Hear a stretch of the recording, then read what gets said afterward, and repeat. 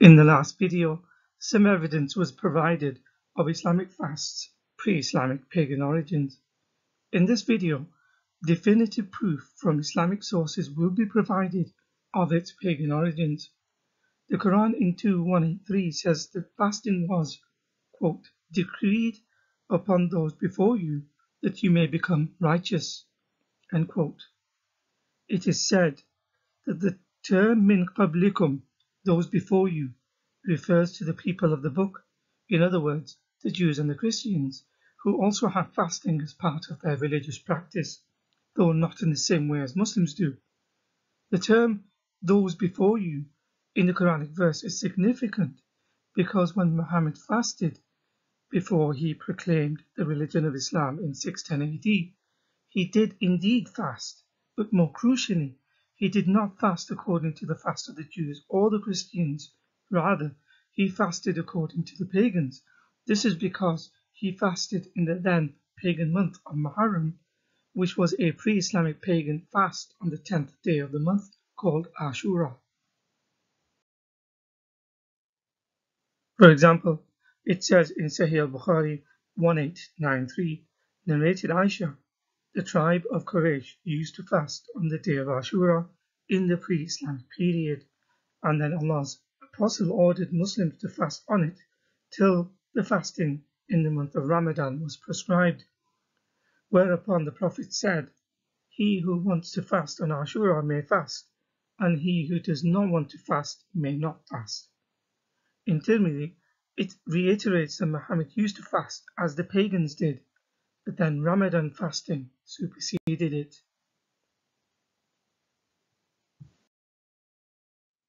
The renowned classical scholar Ahmad ibn Hanbal, in his famous Musnad, mentions a hadith saying that the pagan Arabs venerated and fasted on Ashura in expiation for a past sin, and they used to clothe the then pagan shrine of Kaaba on this particular day.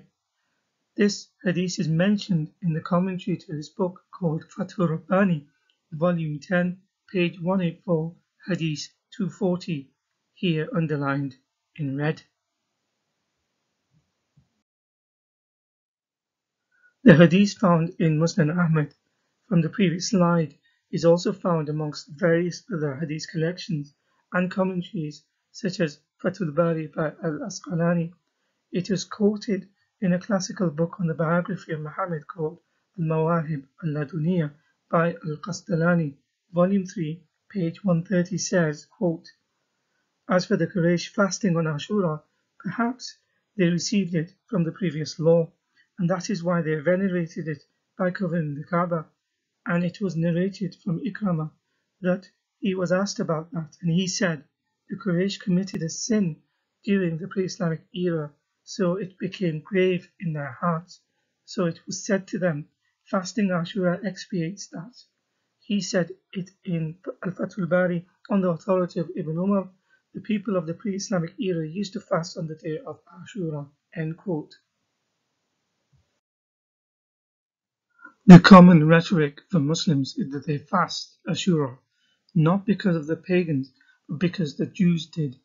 This is where the origins of Ashura fasts within Islamic history gets convoluted, because there are hadiths that do say Muhammad ordered the fast on the day of Ashura because he saw Jews fasting on that day. For example, it says in Sahih al-Bukhari 4737, narrated Ibn Abbas, when Allah's Messenger arrived at Medina, he found the Jews observing the fast on the day of Ashura. The Prophet asked them about it, and they replied, this is the day when Moses became victorious over Pharaoh. The Prophet said to the Muslims, we are nearer to Moses than they, so fast on that day. Notice, as evidence from the previous slides, Muhammad was already fasting on Ashura, but not on the basis of the Jews up to this point, but on the basis of the practices of the pagans. Also, Muhammad did not order the fast because Allah had told him through a revelation. It was because Muhammad inquired with the Jews who were fasting, and they, the Jews, mentioned to him the reason, namely an event which was the Exodus. Number 2, about a person, that being Moses, who Muhammad wanted to relate to, but he mocks the Jews by saying Muslims are closer to Moses than them, and then decides all Muslims should fast on that day, but to do it better than the Jews, as will be shown next. The day in reference to Jews fasting in the aforementioned hadith is called Yom Kippur. It is also called the Day of Atonement. Not only did Muhammad learn the history behind the Day of Atonement from the Jews and the significance of the Exodus and Moses from them, he did not want to be outdone by them, so Muhammad advised his followers to be distinct from them so as to appear more pious and righteous than them and others. This is a common feature of Islam as explained in the previous video. So instead of fasting a full day and a bit as the Jews did, he advised Muslims to fast 2 days, the 9th and 10th days of the month of Muharram. It says in Sahih Muslim 1134, Ibn Abbas reported that when the Messenger of Allah fasted on the day of Ashura and commanded that it should be observed as a fast, they, his companions, said to him, Messenger of Allah, it is a day which the Jews and Christians hold in high esteem. Thereupon the Messenger of Allah said, when the next year comes, God willing, we would observe fast on the 9th, but the Messenger of Allah died before the advent of the next year. In this hadith found in Tirmidhi 755, although quite clearly it can be seen that it is not translated fully by the source. What it is missing is that it mentions some of the disagreements amongst the scholars, and in the Arabic underlined in red, it goes on to say, it is reported from Ibn Abbas that he, Muhammad, said to fast on the 9th and 10th of the month, and to do so differently from the Jews. And this tradition, or hadith, is the same as was said by Ashafi, Ahmed, and Ishaq. Pictured here is a calendar of the Jewish year, which is lunisolar, meaning the months are based on lunar months, but the years are based on solar years. This is unlike the Islamic calendar, which is exclusively lunar, whereas the Gregorian calendar is exclusively solar. The Jewish calculation and determining of the start and end of a month is independent and completely different from the Islamic calculation methods for their months and years. This will be explained in a later video.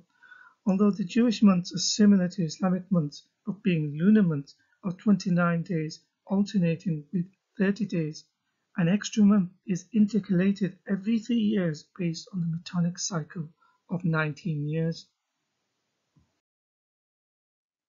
As the Islamic calendar is an exclusively lunar calendar, it moves backwards about 10 or 11 days every year relative to the Gregorian calendar. Within Judaism, the Day of Atonement, or Yom Kippur, does not fall in line with the then pagan Arab, later Islamic date of 10th Muharram. Instead, the Jewish fast starts on the 9th day and ends on the 10th day of a Jewish month called Tishri, not Muharram. For example, in 2021, on the 15th and 16th of September, it was Yom Kippur, and on the 18th and 19th of August, it was Ashura. The two dates are different because the calendars are different, as they run on two different systems and calculations. As the calculations are different, from time to time they fall in sync, meaning it may be that the Jewish fasting day of Yom Kippur on 10th of Tishri coincides with 10th Muharram. 2018 was the last time when both the days coincided. This synchronization could possibly have been the case when Muhammad arrived in Medina. What may have compounded the confusion for him further is the date falls on the same numbered day of the month, 10th of Tishri for the Jewish Day of Atonement and 10th of Muharram for the pagans. In addition, both days are fasting days, so this may also have confused Muhammad into thinking both these days always fall on the same day in synchronicity. Instead of realizing this mistake, this error is still being promulgated by the faithful and non-Muslim organizations alike as a propaganda tool. For example, the links are in the description. In the Faiths Forum London article, it says Yom Kippur and Ashura remind us of our overlapping traditions and shared values. And with a big picture of an imam and rabbi shaking hands and smiling, the imam's online website has the title Yom Kippur and Yom Ashura, Similarities between Jewish and Muslim traditions. So in conclusion, Islamic sources indicate that the Islamic fasts began as a pre-Islamic pagan fast that Muhammad practiced called Ashura. The Ashura fast had a significant meaning for the pagan Arabs, and therefore they venerated it as a day of fast. It was not a fast taken from the Judeo-Christian traditions as is commonly promulgated amongst Muslims. Jews do not commemorate and fast Yom Kippur on the 10th of Muharram. They fast on the 10th of Tishri. It may be that the 2 days were in sync when Muhammad visited Medina, who then thought they fasted on the 10th of Muharram, thereby giving the command that Muslims should fast on this day. But this is only after he learnt the significance of the day from the Jews. It was not through Allah or brought to him in a revelation via the angel Gabriel. Muhammad instructs Muslims to thereafter fast on 2 days as opposed to the 1 day Jews fasted, by erroneously claiming that they are closer to Moses than the Jews. This is another example of Islamic rulings, obligations, and commands designed to outdo, outperform, and excel others in an attempt to appear to be better and righteous than other religions. Muslims and non-Muslim organizations incorrectly still propagate the idea that 10th Muharram and 10th Tishri has a shared heritage. The reality is that they never have been shared, and the reasons for Muslims fasting on the day is not done in honor of a Judaic tradition, rather it is done in contempt of it, and as a means of mocking the Jews because they claim they are better than them.